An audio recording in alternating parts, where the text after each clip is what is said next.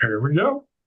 Well, hi, everybody. We are at the Crystal Clearpoint Studios. That's where we all meet up.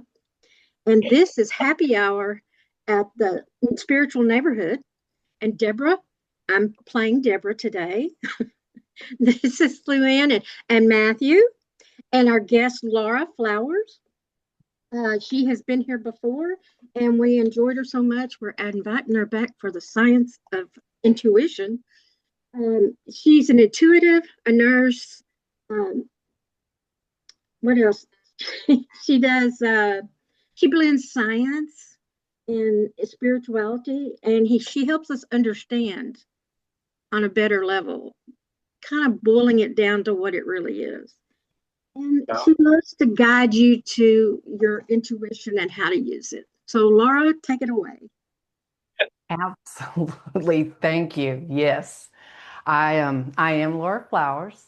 I am a nurse. I'm an intuitive. I am a psychic medium. I am a Reiki master. But more importantly, I'm just a good old-fashioned human. And I am here today with some toilet paper. So I know that Luann and Matthew have been waiting anxiously to find out what the toilet paper is about. But today I thought it would be great if we chatted and bounced off of each other some of the science behind our psychic gifts and behind our intuition. And to start the ball rolling, I thought I would just show you a little bit of toilet paper. We are electric bodies. We're full of energy. We're made of energy. And just because you can't see something, just because you don't understand something, doesn't make it not real. Um, they used to not believe in washing hands. They used to laugh at people in the old days who washed their hands until it got confirmed that, oh my gosh, this is saving lives if medical professionals would wash their hands. So it's the same thing with neuroscience, with spirituality. We're learning more and more every day. And one of the things that's out there is we are electric bodies. And I just kind of want to demo that with some toilet paper. A toilet paper will prove how magical you are. Oh, yay. Yes. So I want you to just watch my hands and tell me if you can see this or if I need to move it closer. Oh, I see it. Yeah. You're actually pushing it away. All right. This is because of the charge in my body, because of the field. I can even get further away. Yep. I can get on the other side of it. I can stop it, start it, stop it, start it, stop it, start it, stop it, start it. So it's not breeze, but am I touching it? Look how far I can get back. All right, this is not breeze. This is just electrostatic, and you see how it moves without me touching. You have energy coming off of you. We're energetic beings, and science is catching up with the science of energy. So now everybody's going to go home and play with their toilet paper. I know it. I know it. Okay, so devil's advocate here. Could that not also be the air molecules between the paper and your hands being compressed to the point where it actually moves the paper? That is a very good observation because I wondered the same thing too, and I looked it up. And I've turned off my fan, and let me make sure the AC is off because I want you to understand the concept behind it. You hold a charge in your body. You have a certain charge, and hang on just a second. Let me just pop this off, and I'll turn it back on afterwards. And that charge is just the same thing if I was to rub a balloon and Mm-hmm. put it above my head and the hair would stand up. Mm-hmm. That electrostatic, it's electrostatic. And so while yes, it could be that, oh, well, you can't see it. Let me turn it this way. That you would think that it's compressing the air between. Or how did I do that a while ago that demoed it? Let me get it slow, not moving. The AC just kicked on after I turned it off. All right. Now I'm breathing on it. Right. But either way, it's still energy, whether it be kinetic or otherwise. It's So it's we it's are really energetic it's beings. not the movement of the air. It's the positive charge on this. It pulls and pushes away. It repels each other like a magnet. The only reason you can see it with toilet paper is thin. It's Mhm. movable. Okay, so it's lighter. You can actually do this with foil. Everybody's seen those TikToks of people moving foil with their mind and so forth. But it's electrostatic charge because we're energetic beings. Um, There's some principles about chakras and meridian lines where the energy flows, and hands. They don't Right. call them healing hands for nothing. Hands are, it flows out of hands. There's chakras in the palms of your hands as well too. But the whole, you can't deny that we're energetic bodies.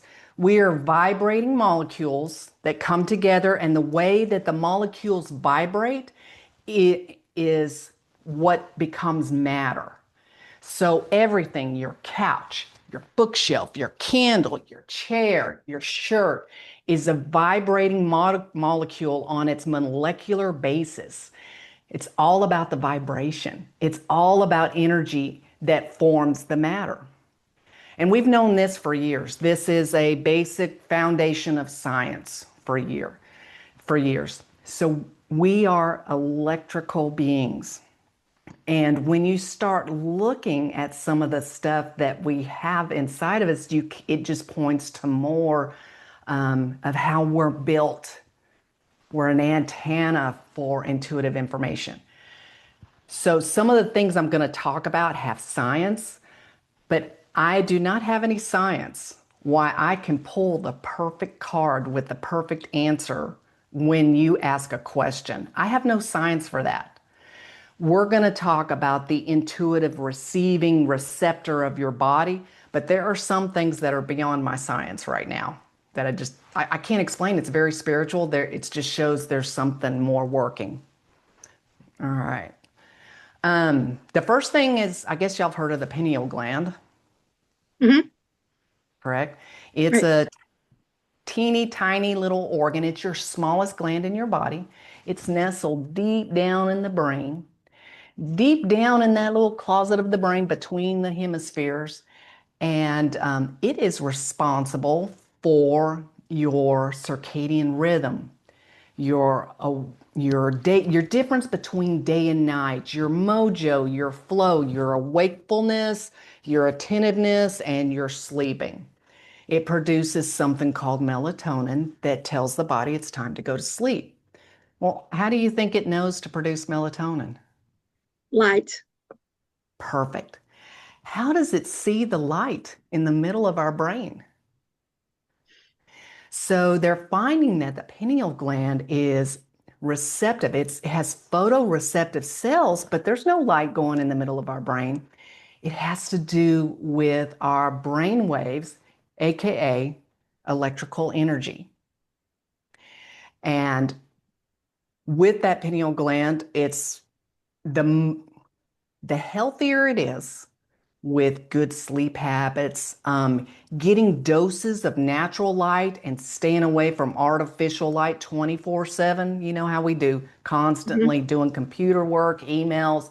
You have to do some natural light and then shut it down before it's time to go to bed to keep that pineal gland healthy.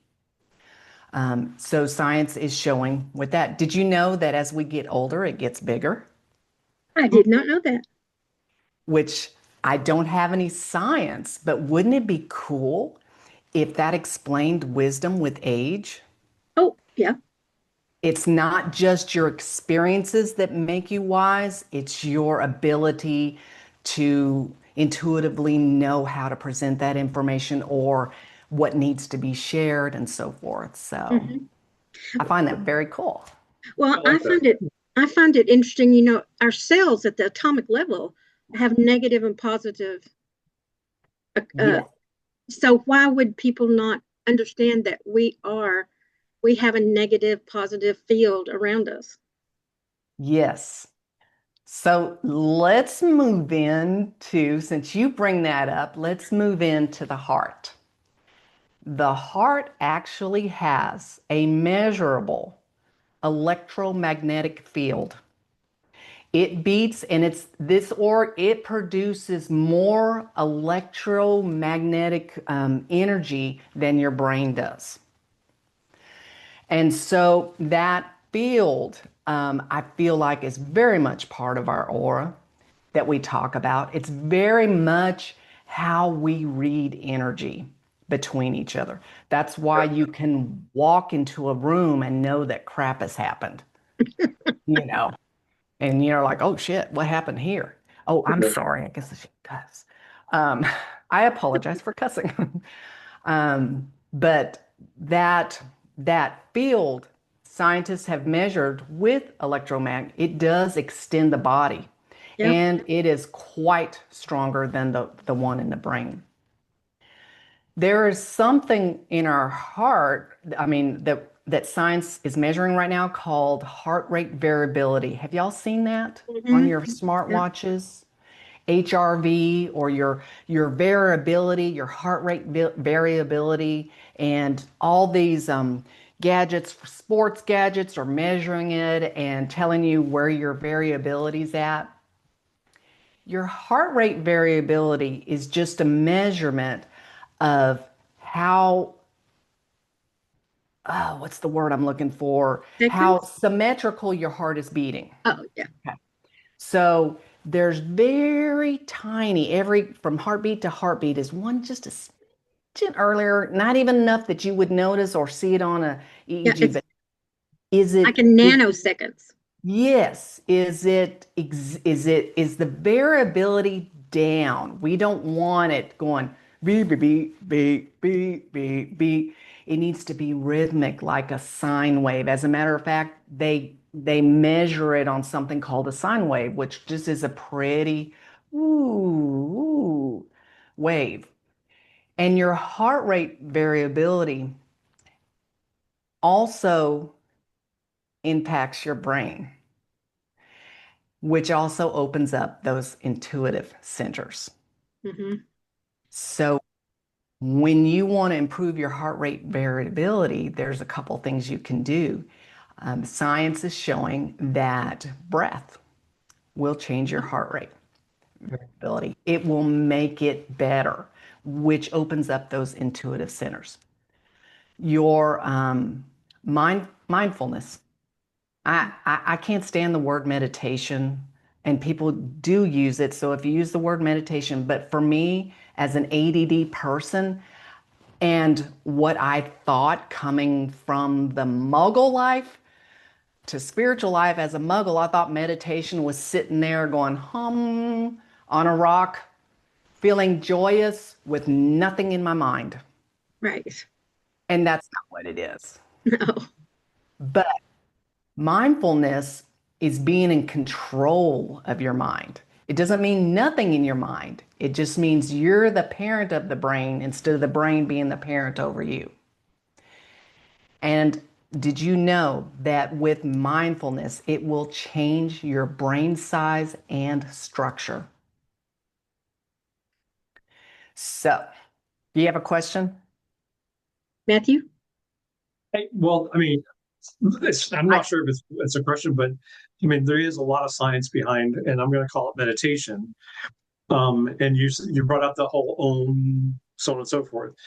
And the science behind it is that a lot of people say they can't shut down the monkey mind or the monkey brain because that's where all the thoughts come in, and I can't get them quiet, so on and so forth. So I can't control this process. But science has actually proven that there is a way to get this quiet because both parts of our brain control different things that we do. One process is the storytelling and the ideas that flow. That's like, oh my gosh, did I leave the iron on, or did I put my thing in the dryer, or is it still in the washing machine? Those are all things that can come into like a meditative state or a meditative mind.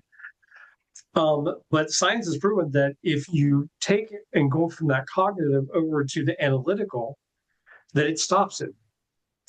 One of the things that Om does, since it is a frequency, actually will stop the brain from processing the all of the monkey mind stuff that comes through because it's now being that frequency. So when they're up there going, oh,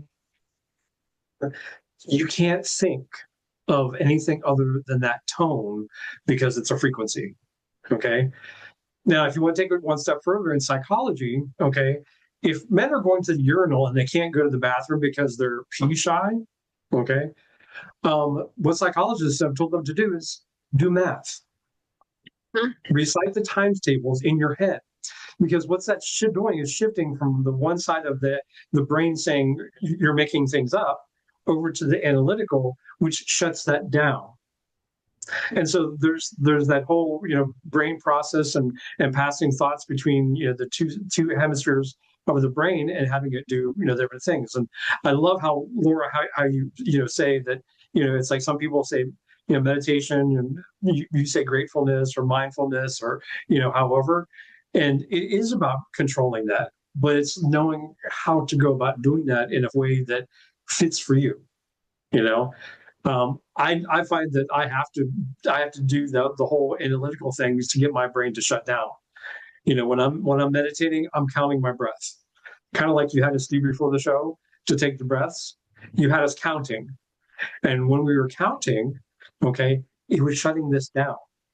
It was making us aware of our breath and how much we had to get in and how much we had to get out. So, I mean, the whole science between meditation and mindfulness, I mean, it's fascinating to study. Well, let me take it a step further and tell you that you have a portion of your brain that is responsible for your fight or flight. Mm-hmm. That's your stress. That's where you're walking around thinking, did I leave the stove on? Did I, Mm-hmm. all that, and that will impact your heart rate variability. Um, that portion for people who practice mindfulness, that part of the brain shrinks. And the frontal cortex, the one that's there for the important stuff, the decision making, the thought processes, all that actually thickens and increases in size. So that mindfulness practice can actually revert you from that fight or flight organ, shrink it down, and enhance the other parts of your brain. I used Om just as a kind of a smart aleck way of saying that's what I thought. That's how I thought before I learned more about it. But I'm learning too that vibrations and Mm-hmm. sound vibrations impact how our brain functions, how our heart functions, how our intuitive everything flows, with that. So that vibration, yes, it does do that. Binaural beats Mm-hmm. is where two different frequencies are played in opposing ears, and the brain is going to create this phantom frequency. And so basically what we're getting is we're getting both sides of our brain, like Matthew was motioning, to work Communicate. together instead Yeah. of one part of the brain carrying the workload. Mm-hmm. Right. The little know-it-all that's carrying the workload, that carried the workload, carries the team, that smart aleck that just does everything. And then now we're sharing it amongst everybody, and everybody's a team member. And it functions more, it just functions more smoothly when you have that coherence, when you have heart coherence and when you have brain coherence with breath. So that is just so cool that it can. I just love the fact I love my brain. That is the one thing that makes me feel special from an ego standpoint. So to learn that simple breathing, positive attitude, and getting myself out of fight or flight will make my brain bigger and better. I just love that. I love that. And will lower your your cortisol too. Yes. And that heart rate variability, which helps you read the energy better, you know. I've been watching a series on Gaia TV, and they are saying the exact same things about the brain and how if you just focus on your breathing, you can get out of that thinking about things you don't need to be thinking about. It also said that an actual nanosecond difference in your heart rate kind of indicates that you're in that zone. So he was They're saying, getting to where they can really measure it, aren't they? yeah, yeah, really. Because, when I was starting nursing school, it was like, okay, you got a heartbeat. And now it's like, no, you've got a QR and you've got the P and this is long. And you're like, But even with that, a nanosecond, you're not even going to be able to see it on a rhythm strip. What they're doing is no. they're really looking it down at a wide amount of Hmm. time, where we're looking at 1 second here, they're looking at 1 second there to kind of get the pattern. It's very Right. interesting. It is. So, another thing that we have in our brains are mirror neurons. Have you heard of that before? No, I haven't heard of mirror. So mirror neurons, they kind of help us to be social and they help us to learn because it's actually neurons that their main goal is to kind of mirror, to kind of to predict and to imitate. We're not the only species. I do believe that monkeys as well do have mirror neurons. But what they are is to imitate, to learn, so we can be social, to pick up on those cues.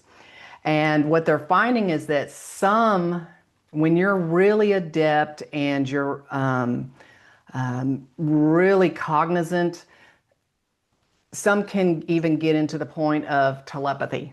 That's where Oh, we're yeah. getting the basis of that. Hmm. And it's basically reading energy waves. And so my whole point is not to just bore everybody with the science, but I think it's so cool. I'm just saying we're built. We're built. We're built to do this. And that kind of aligns with why you and your best friend could be playing charades and you kick butt because you can already You're know on the what same she's thinking. wavelength. You hear it in her, you hear her talking in your head because you're on that same wavelength with good coherence, you know, good heart rate variability, and you're just dipping into that energy. That's Mhm. why. I have a friend that I've been since school, since we were eighth grade, 8 years old. And she can ping me. Do you know what I mean? I mean, she sends out those waves that things aren't quite right here. And I call her and go, okay, what's going on? She goes, did you hear me? I said, I think it is. So I think that you can have that level like twins do. Yes, yes. It's very nice. But then you think to yourself, like I had somebody tell me yesterday, oh, I'm not. That's not me. That's somebody else. I'm not going to do it. I'm like, you're already doing it. You just don't know it. You just don't know it. You're already doing it. You're human. You're doing it. You just haven't recognized it in yourself. Well, how So many that's a times? good point you brought up about the Yeah. pinging, like the Hmm. mother that just goes, you know what? I need to call my daughter, Hmm. or like, hey, I've been thinking about Matthew all day long. Let me text him. Hmm. You know, Exactly. that's that's exactly what it is. Yeah, because 9 times out of 10, there will be something going on that it's either a happy thing or a sad thing. But usually, when the emotions are high, that's when I feel it. Oh, Yep. And Laura, I don't know about you, but I have people ask me all the time, how do I develop that? How do I, get more sensitive to that? What do you tell people? So the number one thing is Well, here, let me back up real quick because I do want to mention we also have a gut. We have a brain in our stomach. Did y'all know that it's called the second brain? It has more neural connections and synapses and talks to the heart and to the brain. It's just unbelievable. Your enteric nervous system is also a brain. So, taking care of your house. I mean, we're just living in this house. Taking care of this house by trying to eat right as best you can and taking care of your health is one way to develop, okay? Or to optimize that machine. Um, Another thing is thoughts also have energy. Hmm. Thoughts create chemicals in your brain, which creates more thoughts, which creates more chemicals. It's called that feedback loop. And so, affirmations about, hey, I want to be intuitive. I'm very intuitive. And saying, even if you don't believe it, it takes a while for the brain to break down and not believe something. I can't go to somebody and go, well, bam, you're intuitive. They have to They work have, on it. and then just, whoo, I just did the mojo on them. Now, I have had people go, what did you do to me? What did you do to me? And I said, I didn't do nothing, honey. I didn't do nothing. But what happens is that through repetition is how the brain will learn to switch gears. So the way you talk to yourself Hmm. and that intention and the thought is the groundwork. It's big groundwork for becoming intuitive. We have Deborah and I made this oracle card deck. So one of the cards say a false belief. And I think that a lot of us have that false belief going on in our head because somebody told us, you're not good enough, you're not this, you're not that. And the only way to combat it is by reinforcing a positive attitude, a positive feedback. And that's why sometimes logically I know something, but it's just not connecting here. I can't get this to come down to here. Mm-hmm. I logically understand that I should forgive or that I should do this or that I should believe, but I can't get it to go to my heart. And so words are important because that helps train, like you were talking about that monkey in your head a little bit. It opens it up. And so like, have I done this with you guys before? Clasp your hands. I don't remember What thumb is on top? the right one. Matthew, which thumb is on top for you? Your right one? For me, it's my left. Now open up your hands, clasp your hands so the other thumb's on top. Do it fast. How did that feel? Weird. That's on. It doesn't feel natural. So training takes practice. Affirmation, affirmation, affirmation, words, belief, writing it down until, it's natural. Okay, this is starting to come down to here now. This is starting to encompass my whole body. It's I the don't same know how, reason, yeah. huh? I I'm don't know how many times when doing readings when we were on the radio, we would say, if this is something you don't tell yourself every day, then write it on the mirror in front of you because you need yes, to tell yourself this every day. yes. And listen, you're going to have some fun with it. Mm-hmm. If you do everything in a stressful mode, I'm not intuitive. I need to be more intuitive. Why am I broken? Why am I not working? Then, exactly, then that's your brain is going to go, oh my God, this is fight or flight. This is stressful. This is not. You've got to have some fun with it. You got to let yourself, you know, just have a little bit of joy.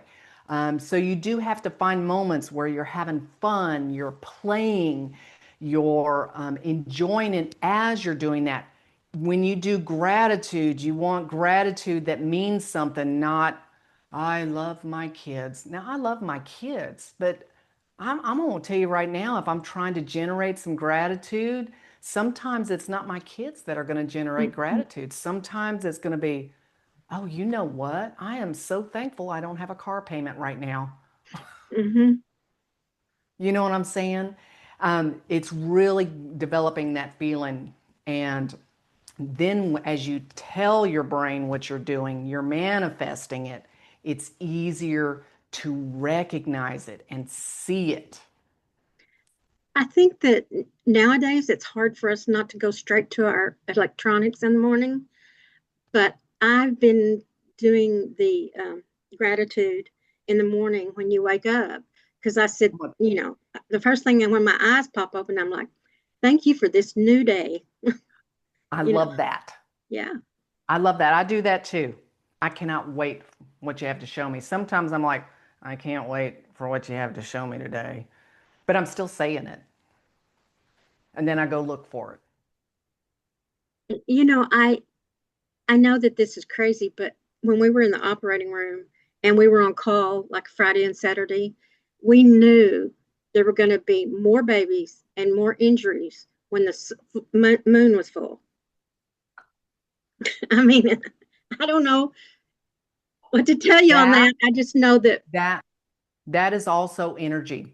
The Mhm, moon has so much energy, it takes 28 days for the moon to rotate around the earth. mhm, Okay. It takes the earth just 24 hours to spin, but it takes the moon 28 days. And it has such a pull on the earth that it lifts the oceans up off the earth. yep. So, Tides are created because the ocean is lifted off the earth as the moon, and as the moon rotates around, that's where the tide is. Even on both sides of the earth, you'll yes, have a super high tide if the moon's over here, and then a medium high tide if the moon's over here. And it's still, while the tides are squished, the ocean's squished on the top of the earth as it rotates around. That moon energy is very impactful. yes, So yes, yes, you yeah. will see different things physically with birthing babies, even with the new moon, birthing babies, you'll see behavior changes, Hmm. all sorts of things. Yeah. When it's full and when it's void. Yes, And when you're on call, you always go, oh, God, I didn't look at the calendar before that day. right. I can, and this is bad. I mean, I am a moon baby. I mean, and so I mean, I'm a Cancer through and through. So I'm a crybaby of the universe. I'll be the first person to admit it. So if there's a full moon, I mean, I'll cry. I mean, it's just like I'll just be there and be like, I'm really emotional today. It must be a full moon. I mean, I know it when it comes around. So it's It brings it powerful. out. Yep. Well, if it can have a pull on the ocean as big as they are, you know it pulls on us individually. Oh yeah. I see differently depending on the phases of the moon myself. So like at night at home, there's more activity during a full and new moon for me. Hmm. Because I see with my eyes open. So it's just the activity usually picks up probably about 2 or 3 days before a full or new moon. Amazing. Yeah, Well, it's just because the energy is the brain waves. and I tell people all the time, those that are empaths, I said, you have an electrical field around your body. And if you want to protect yourself from the negative feelings from someone else, you've got to try to expand that aura. And then I'm like talking woo woo, and they go, roll the eyes now. But Listen, if there's anybody out there that feels like they're broken because everybody seems like they can handle certain situations better, like confrontation or crowds or that kind of, and why does the rest of the world able to handle it? And there must be something broken in me that I can't handle it. Look at them. They don't look like they're hurting from it like it hurts me. You're not broken. You are just very sensitive to that energy. mhm, And when you visualize your energy being protected, and then you realize that that's not you, that is you picking up mhm, on the energy, you're not broken. You just don't feel it the same way that other people look like they're doing just fine with it, it's because you feel it more. Hmm. And I So yeah, and I tell people you have to practice this every day so you can automatically do it when something happens. you'll practice it every day until the point to where you know, you automatically know what's your Hmm. energy and what's not. But part of that is also, and that's another little step that I talk to folks about when I do the intuitive development, is you have to know your own energy before you can recognize somebody else's. Okay, I think we talked about this before we started recording, but when you're talking about intuitive, when you were doing the display on Facebook where which one am I going to choose? That's a very good way to know because you're not in charge of choosing anything. You just have to, I don't know, tune into the energy to figure out. Exactly. So when I do those videos, number one, I have intention. We walk in this world that's bound by space and time. Okay. And if you want to talk about how time doesn't exist, let's go talk to a physicist. Scientists will come closer to talking to you about that because everything's a measurement of time, everything's this, and Mhm. things are based on time. They're more believers in even in quantum physics, and there's no really thing with time space. So when I do my video, you may be watching it, days later, but Right. you can still dip into the Hmm. energy because there's no such thing. And I do it with intention. I say, as I'm doing the video, as I'm filming, here's where your choice is. I'm saying I'm gonna pick this. This is the one. I'm tasting it, I'm smelling it, and putting that intention into the video. Hmm. So that is you're just Yeah, dipping into the energy of that. exactly. Because I didn't see it the day that you posted it. Yep, So right. yeah. And so the day you put the books out, one of your books was by Joe Dispenza, and I was look Oh yes. Oh, pick which book I'm reading. Yes.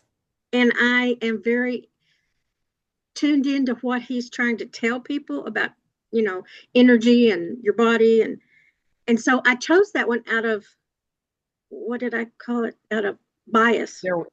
Yes. Yes. You had a bias because that's the one you wanted to read. Hmm.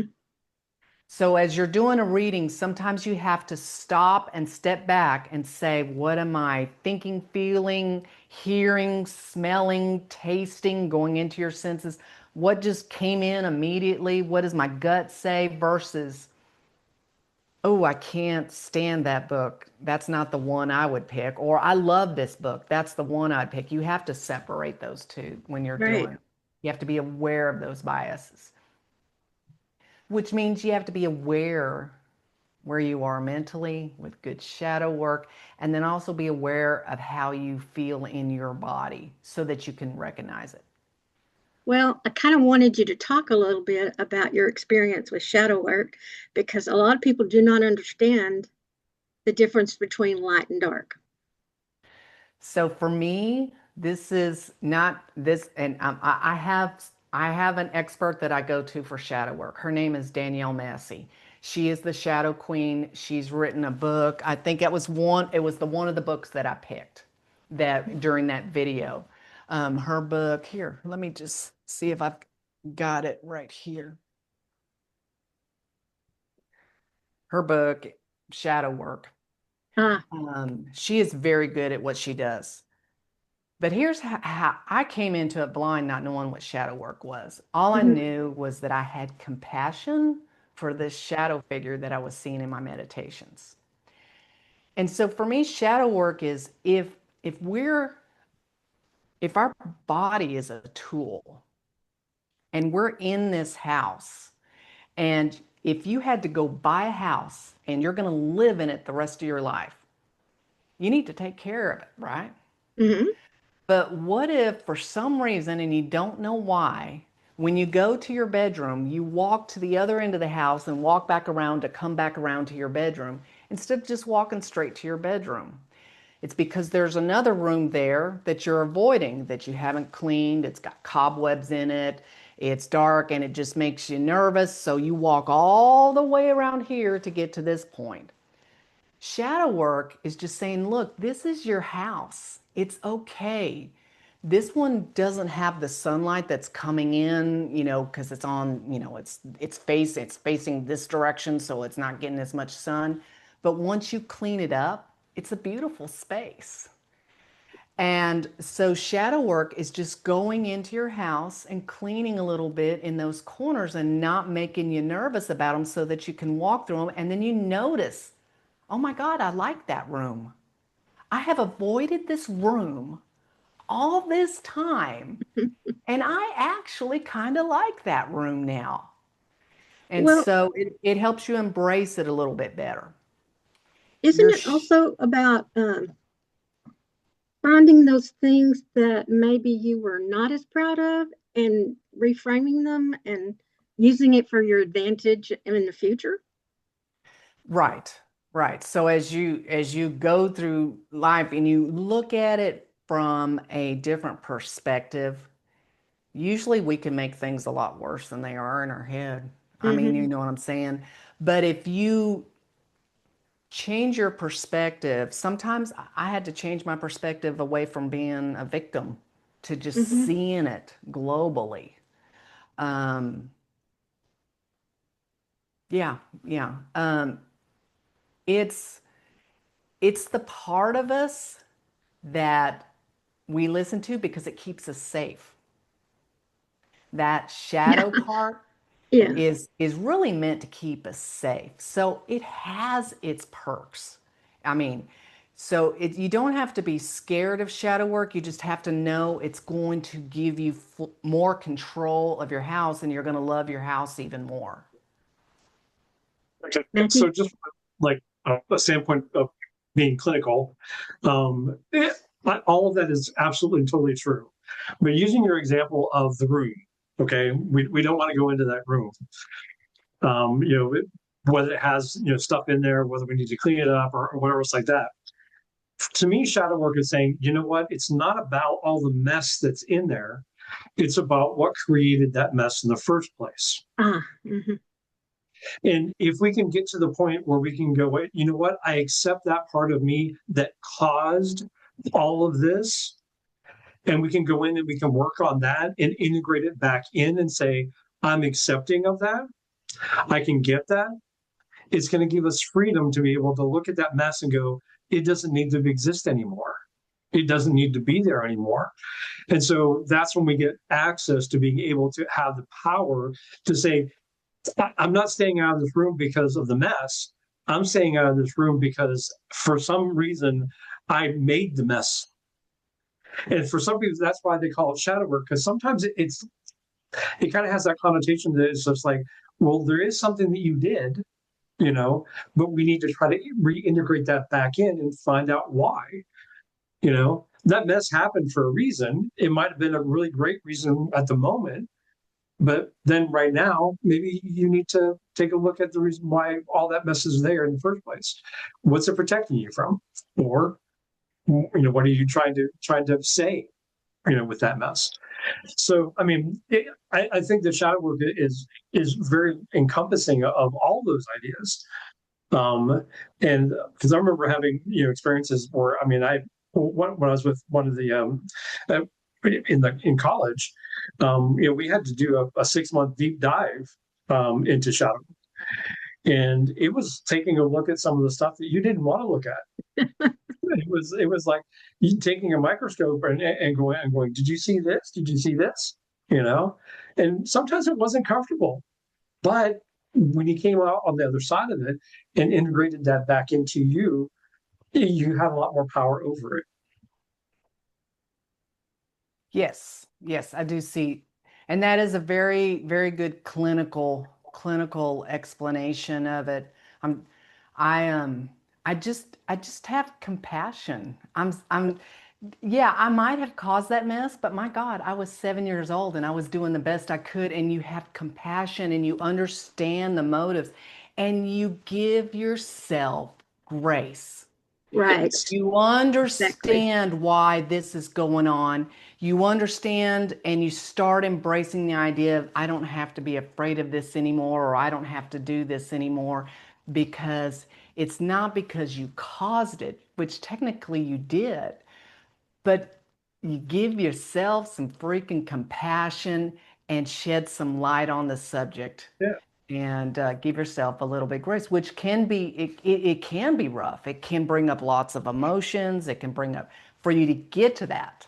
But yeah, I'm not really an expert on shadow work. I have done lots of shadow work, but I think it's such a very